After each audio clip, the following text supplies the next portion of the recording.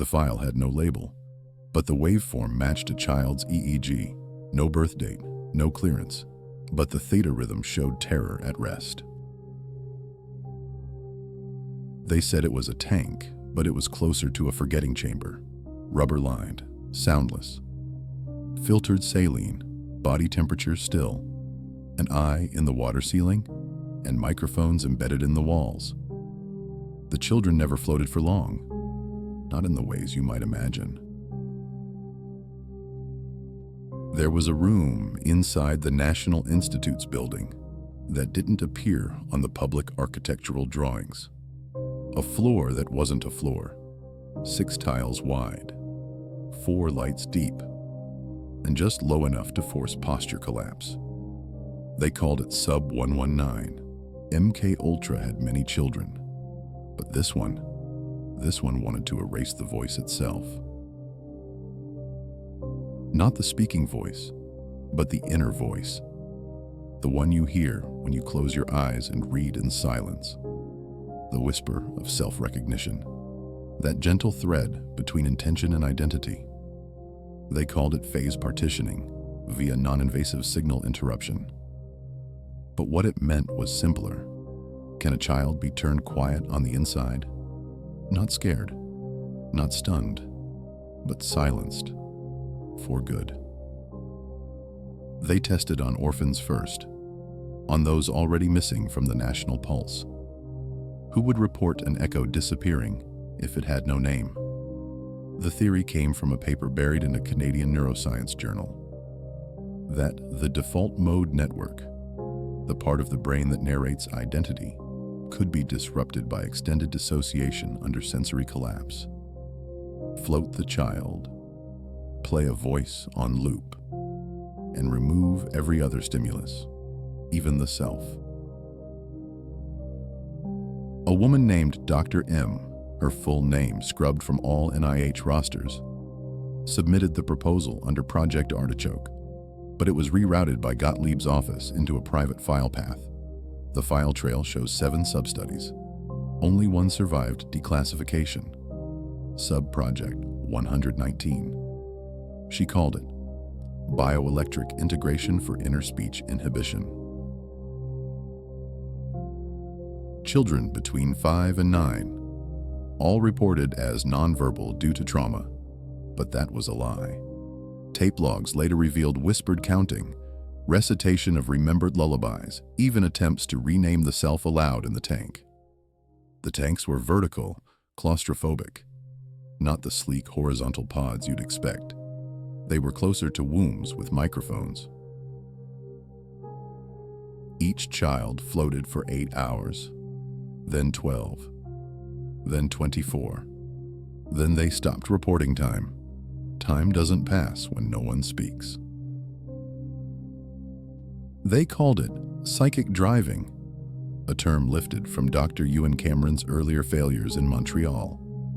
But instead of breaking the psyche with repetition, they sought to replace it, to overwrite internal monologue with an external command, one that sounded like the child's own voice, but wasn't.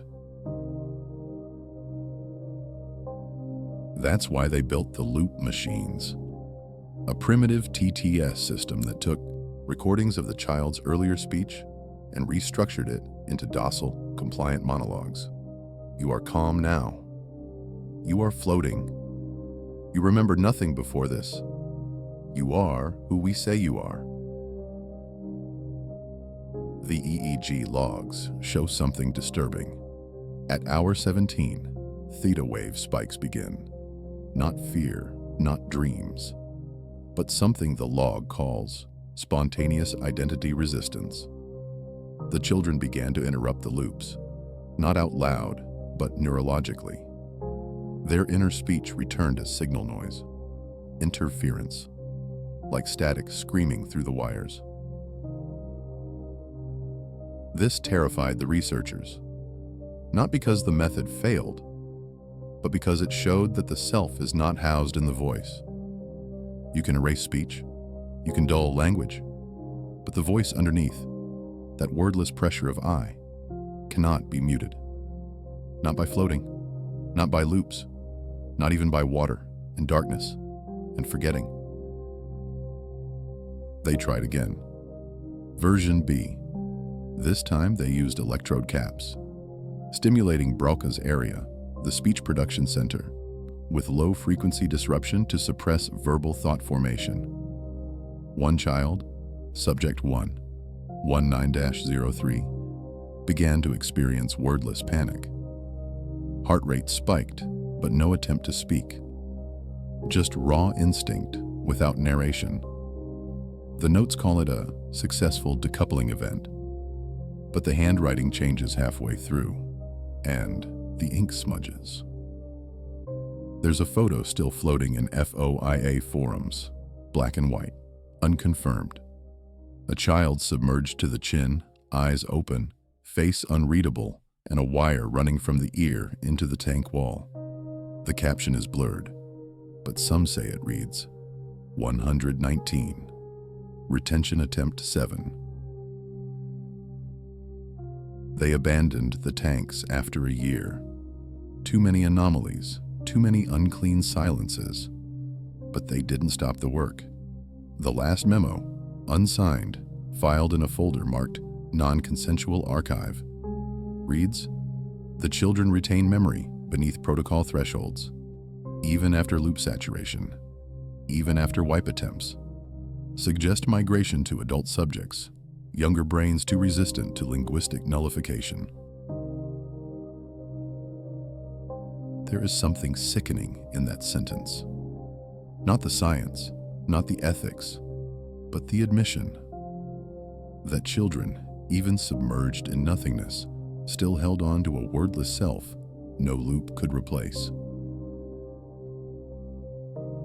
Years later, in a 1979 audit of NIH subcontractors, a brief mention of Sub-Project 119 appears in a handwritten margin. Memory retention beyond protocol thresholds, 3x wiped. 3 times wiped. 3 times the memory came back, even if not in words, even if only as pressure, like a name you almost remember, like a voice that isn't yours, but whispers your story while you sleep. One of the surviving technicians, name redacted but handwriting matched to Lab B logs, left a memo in the basement of the building before vanishing. The tanks didn't silence them. They just pushed the voice deeper. We built inner oceans and thought we'd sealed them, but they dream loud now. If you listen to the FOIA audio files, the few that weren't magnetically erased, you can hear it. A child breathing in liquid silence. Then a voice, unnatural, pieced together from earlier recordings. You are calm now. You do not remember. And then, just barely, beneath the machine's voice, another one, quieter, not aligned with any input file. A whisper from within the tank. I'm still here. They erase that file 3 times. Yet every copy that surfaces, damaged, ghosted, corrupted, still contains that breath. The pause between loops, the moment when the machinery stutters, and something that wasn't programmed speaks back. A syllable not in the lexicon, a tremble in the waveform, a child's refusal to vanish. They moved the project. No longer tanks, but reclined chairs, black visors, low hum generators piped through pink noise fields. They called them sleep seats, but no one ever slept. Sub-Project 119 became a blueprint, not a file. The methods dissolved into other compartments, split across departments with plausible names. Non-invasive neuro-linguistic research, ambient language suppression trials, speechless cognition mapping, each fragment with its own budget, none reporting success, all reporting compliance. And that was the new metric. Not silence, but agreement. Agreement without question. Compliance without narration. Identity, not rejected, but overwritten. They learned this from the failures, that to destroy a voice, you must first let it speak until it forgets it ever had a choice. That's what 119 taught them. Children do not forget pain, but they do forget the words to describe it. One internal document from 1982, only released after 4 appeals, describes a follow-up study at Langley. Subjects aged 12 to 16, exposed to linguistic masking over 72 hours. Result: significant suppression of subvocal rehearsal. Inner speech disruption verified via fMRI. But there's a handwritten note beside the scan. But dreams remained. No words, just fear in the dark. This is the core of it, the unspeakable truth behind Subproject 119. Not that they hurt children. That part, grim as it is, fits too neatly into what we already suspect. It's what they were trying to do that no one wants to say out loud. They weren't torturing. They weren't interrogating. They were experimenting on the architecture of selfhood, attempting to dismantle identity not with drugs or violence, but by erasing the inner voice that narrates being. And why? Because the voice questions. The voice refuses. The voice, even in silence, says, "I am not what you tell me I am." The voice is the last form of protest in a body fully restrained. And they discovered this too late.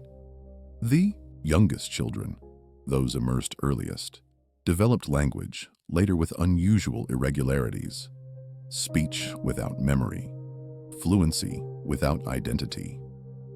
One subject, later tracked through a state-run residential program, became a prolific mimic, echoed others perfectly, but never initiated speech. When asked, "What do you want?" he'd reply, in perfect adult cadence, "What do you want?" A loop, no center, only playback. These children aged out of the system. Medical files sealed, names changed, states transferred, but every few years, one resurfaces. In traffic cameras, in psychiatric admissions, in unclaimed death certificates. The thread that links them is faint, but visible. When you know what to look for, an EEG signature, a wordless restlessness, a pattern of drawing closed loops in notebooks, circles, spirals, endless pathways with no entrance and no exit. In 1991, a Department of Energy report surfaced. It wasn't meant to. Buried in Appendix G, a reference to early neural feedback trials under Project GYRO, mentions archival data borrowed from 119-A subjects, NIH Legacy Pool, GYRO. The name appears nowhere else, just one sentence. But the connection is unmistakable. They use the children again, this time for something deeper. Motionless orientation disruption. The file doesn't explain what that means, but paired with loop silencing, you begin to see the shape. A being that does not question its place, that does not seek center, that cannot form the sentence, "I should not be here." They failed, in the technical sense. Subproject 119 was deemed non-reproducible and closed in a budget report dated 1974. But the truth? It metastasized. You can find fragments of it in every biometric assistant, in every voice that says, "I understand," when no one has spoken. In every child now tested for expressive delay by tools that don't know how to listen. In the way we now talk to machines, but not to ourselves. And that is the collapse. Not the tanks, not the loops, but the quiet acceptance that some voices, the inner ones, can be muted if you distract them long enough. Keep them afloat. Keep them immersed. Never let them hear themselves again. And maybe, just maybe, they'll forget to speak.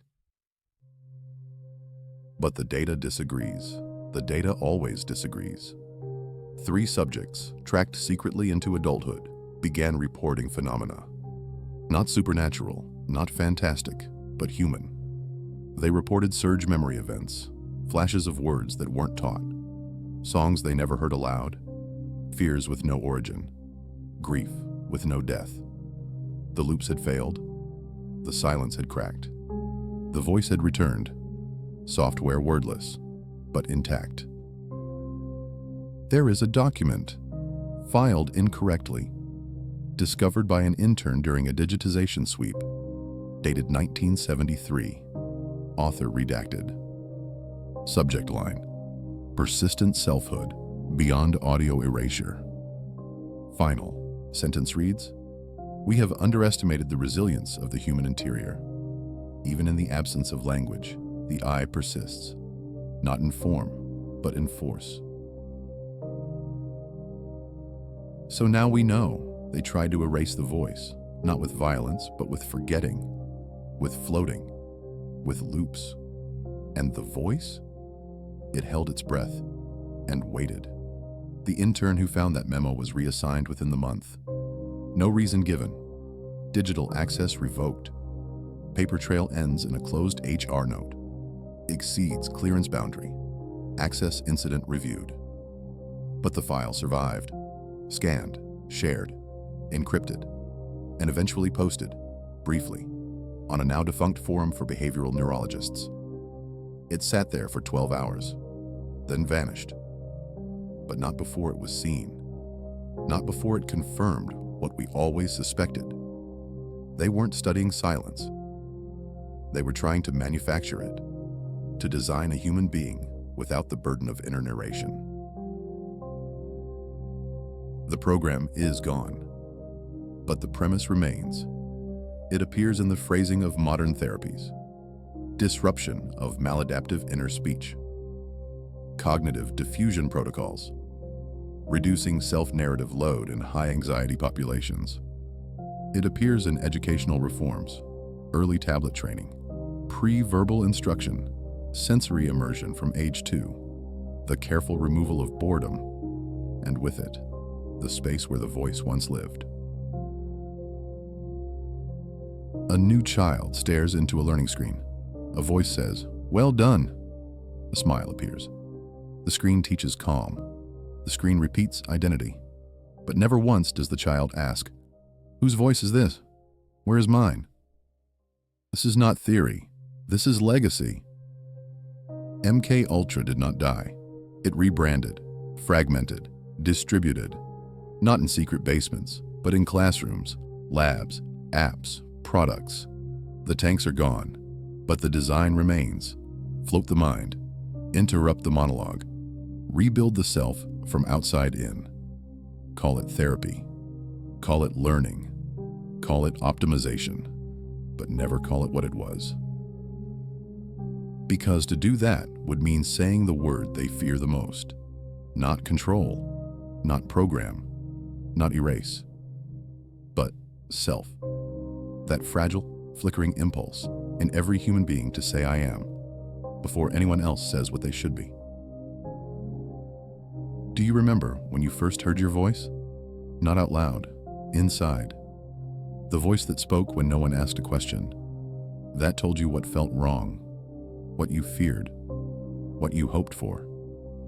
The one that said, "I want, I don't know, I exist." It may have sounded like your mother, or a teacher, or no one at all, but it was yours, and you followed it. And maybe one day, you stopped, because the loops grew louder, because the world filled your tank with voices that weren't yours.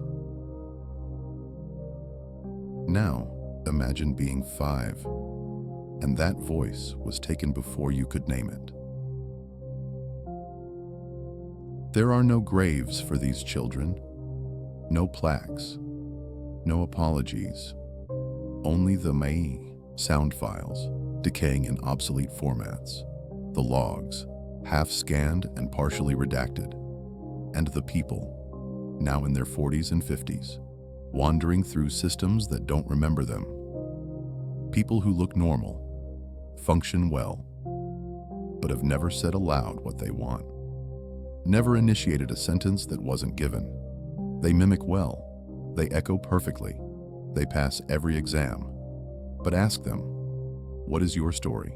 And the silence you'll hear is not refusal. It is absence. There is an institutional grief buried in all of this. Not the grief of guilt, not even the grief of loss, but the cold, incurable grief of systems that proved you can touch the soul and choose to smother it.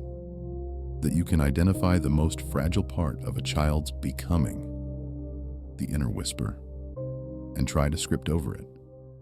That you can do this with badges, grants, journals, and procedural ethics, and no one will stop you. Because no one will know what you've taken until it's too late to recover. One technician wrote a note on the back of a loop script card.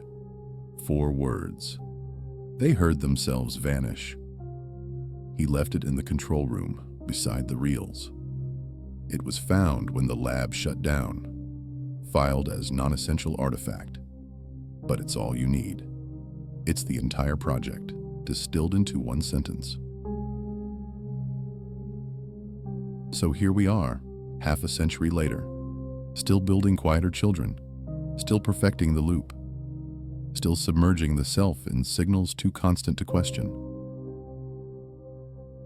But somewhere, in the hiss of an old tape, in the damaged edge of a forgotten EEG printout, in the look a child gives when asked to speak from the heart and finds there's only silence, you will find the echo. The trace of a voice that survived drowning, that resisted programming, that refused to be overwritten. It will not sound like rebellion. It will not scream. It will whisper. It will say, I'm still here. And in that moment, every classified file, every scrubbed record, every looped instruction falls away. Because the one thing they feared more than chaos, more than resistance, more than exposure, was the return of a self they could not name, could not mute, could not stop. You were not meant to hear this, but now you have, and it is yours. That is the only safeguard left. Not the file, not the footage, not the failed program, but the quiet certainty that even in the deepest tank, even under silence, even after erasure, the voice returns.